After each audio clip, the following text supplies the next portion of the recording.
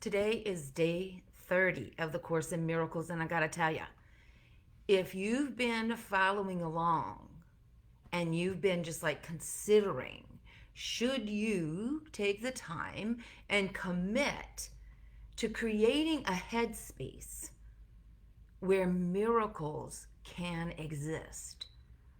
Like, what is the bottom line? Like, I'm going to read a little bit. Like I've been telling everybody, I'm using two texts in order to do the Course in Miracles, and doing these posts, with you, we are documenting the evolution of our thinking. So everybody that you touch, you inspire. So let's talk about something that I want you to take a moment and suspend what you think is happening in your world. And imagine for a moment if we were intrinsically motivated through our ability to create what my dad used to call a heaven brain. So I'm going to read a little excerpt from it was a book that was written in 1975. And it says, in a world supposedly ruled by the pursuit of money, power, prestige, and pleasure, it is surprising to find that certain people who sacrifice all those goals for no apparent reason. Leonardo da Vinci, Michelangelo, right? Albert Einstein. People who risk their lives climbing rocks, who devote their lives to art, who spend their energy playing chess. By finding out why they're willing to give up material rewards for the elusive experience of performing enjoyable acts, we hope to learn something that will allow us to make everyday life more meaningful. At present, most of our institutions that take up our time, now I want you to consider, when you consider you are up 17 hours a day, give or take, right? Do you spend most of your time doing things that we have deemed as not pleasurable? For example, at present, most of the institutions that take up our time, schools, offices, factories, are organized around the assumption that serious work is grim and unpleasant. Because of this assumption, most of our time is spent doing unpleasant things. By studying enjoyment, we may learn how to readdress this harmful situation. And that's exactly what lesson 29 and 30 does. It brings your awareness to your practice that, and I know you agree with this intellectually, so your practice is going to get it more into your heart. So the practice is like this. On day, the first one is, I see love in everything I see. If you want to use the term God, creator, you can also insert that. I'm following along with the two texts. Pam Grout is the experiment in the Course in Miracles, as well as the text in the Course in Miracles, okay? And I'm bringing to you my experience. And over the last 2 days, as I have been doing the practice of looking around and also reflecting back in my life, I can see the love. I can see God in every painful situation in my life. Now, I don't have to agree with the outcome. I don't have to wrap my head around the reason why anything occurs. I think that's the important part. Like, my job is not to understand the reason things happen. My job is to continually bathe my brain with endorphins. Keep my head, Pam Grout says it very well. I'm about to read from there. What I want you to understand is that the one thing that you have control over fully is how you perceive something.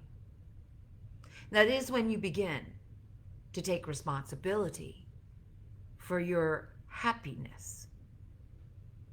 You're not responsible for how God is unfolding a plan or the divine plan is unfolding. That is not your responsibility.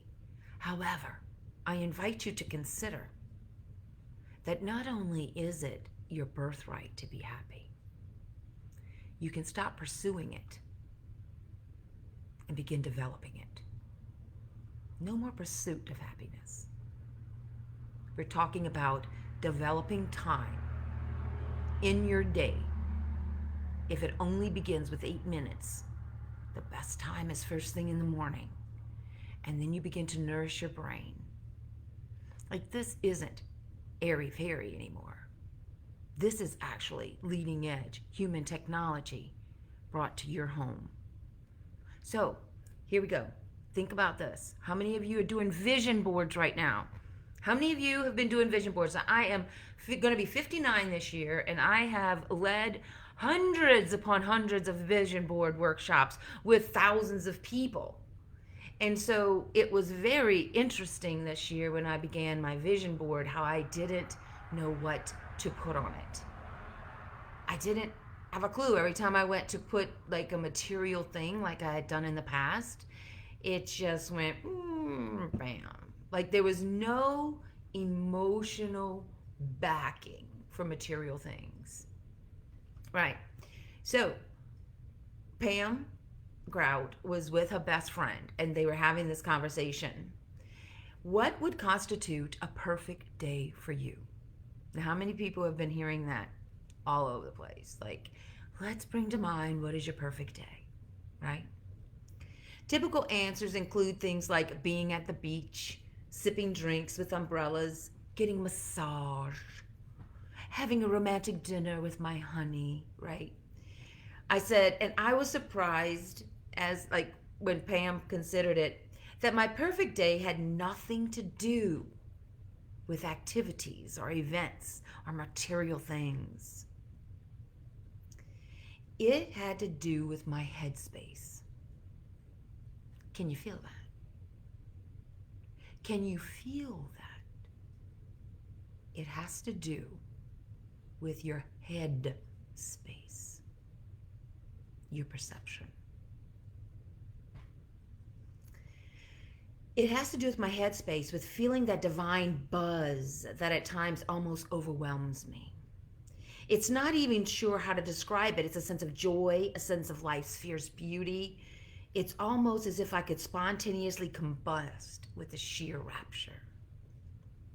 When those days were more like minutes in some days happen, it matters not what I'm doing. Believe me, I had many a perfect days, and you know that too. Perfect days promoted by marketing machine, exotic vacations. Like, I've traveled the world. I've had many fancy automobiles. I've even owned 2 companies, and I've made tens of thousands of dollars a month. Like, I have done a lot of things, owned a lot of things, mourned a lot of things, right? However, but what's consistent is if I have the habit of creating a heaven brain, the ability to see love in everything, right? That's what I call the divine buzz. And from there, I bring forth the best of myself and the best of others. Along with this divine buzz is also this reprogramming of being creative, doing creative work as if it is painful, boring, dull, or not required, or not, it can't provide satisfaction, right? So studying, what do you do with your time? How often are you practicing things that bring you to the frequency of love and joy? Like, what if the economy began to follow that flow instead of us responding to the flow of this crazy marketing machine that we all know we're a part of? right? Like, you are in control of the marketplace. Don't let the marketplace create you as a product. Like, what do you want to see in your perfect day? What do you want to feel? What is your heaven brain feel like, right? Okay, so when I say that, is what is satisfaction to you? Has that even been developed in you emotionally? You know, all the latest research on wealth, on, great family connections, being someone who feels fulfilled and creative and productive and part of society, all of those components come from your point of view. How do you view you? How do you view your value? How do you view your connectedness? How do you feel worthy?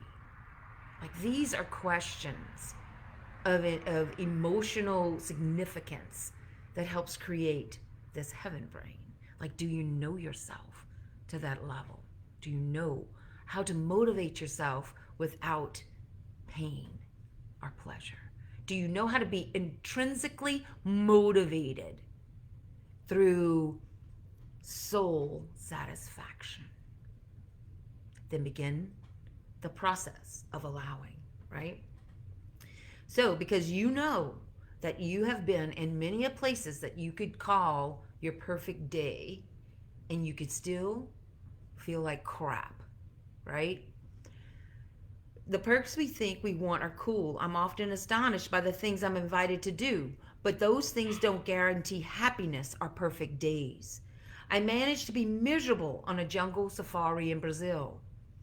My head wanted to be back home. My thoughts were judgy, insecure, and lost. The only requirement for a perfect day is having a happy mind, says the Course in Miracles.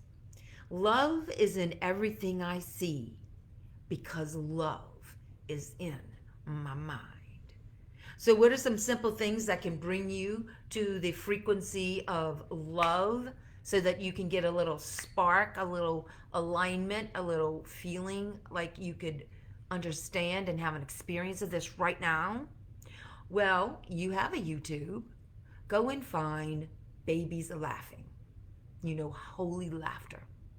Like, if I could influence one thing before any serious situation, discussion happens, if the people sitting down around the table would do one thing, is listen to 3 minutes of holy laughter. The newborn giggles, or not the newborn, when the babies start giggling and they have that unbelievable repetitive joy. Like, they are bathing their brain in endorphins, and everyone that hears them. If everyone would just have holy laughter, not laughing at anyone, not laughing about anything, but just connecting to that frequency, then their eyes would see the solution, and they would be willing to go for a little bit uncomfortableness it takes to not have to be right about the world being terrible or the situation being grim. Like, understand, when you connect to your pleasure, you're connecting to your power. You don't need the power of your soul. You want to connect to the satisfaction. And that releases the power. So, power itself is love. Love is gentle. Love isn't bullying. And love isn't a doormat. So, understanding the balance is only possible when you commit to do the practice of seeing love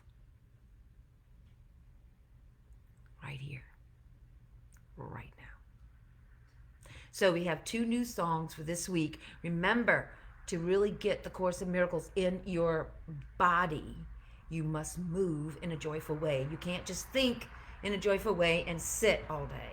You understand that. You have 3 intelligences that we're working with here: mental intelligence, emotional intelligence, and your physical intelligence. And your physical intelligence is waiting for your command to dance. So it is Adventure of the Lifetime and also Back Home by Andy Grammer, and Adventure of the Lifetime is Coldplay. So I'm looking forward to seeing you in the Zoom room, not this Monday, but the following Monday. And you're going to just love the conversation of miracles. So do join my Patreon account. And do me a favor, please. Remember to share this video if it inspired you.